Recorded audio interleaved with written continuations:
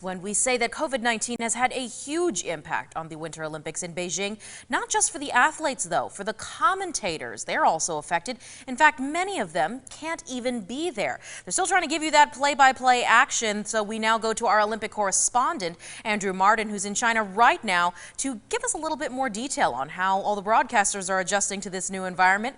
Andrew, how are you holding up?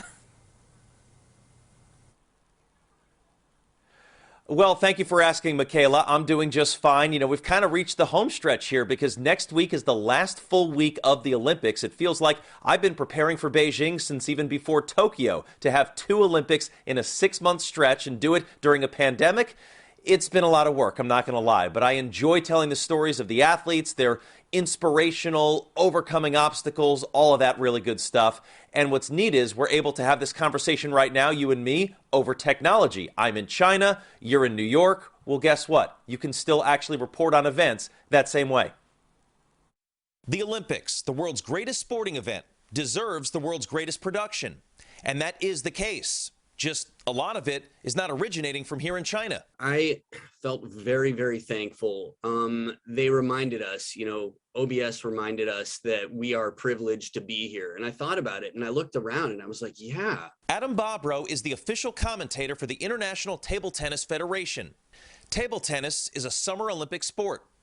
Bobrow did travel to Tokyo for the Games 6 months ago, but he never called the action on site. This was my first time commentating away from the venue completely. I was concerned I wouldn't have the energy to feed off of, but the sheer, adrenaline of being at the Olympics. Yeah, I think that gave me more than enough energy to last me the 2 weeks and just be thrilled with the whole experience. Something his Winter Olympic colleagues are now experiencing. For some, the reason they're not in Beijing is to save money.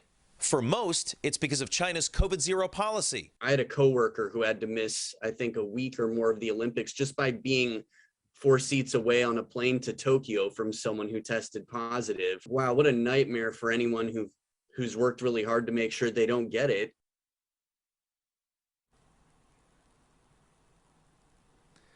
Adam Bobrow, by the way, currently lives in Taipei, Michaela, which is the same time zone as Beijing, and he'll be in China for the World Championships in a couple of months. So even though he's not currently here, he's certainly paying attention to what's been happening here and all over the world. Michaela, back to you.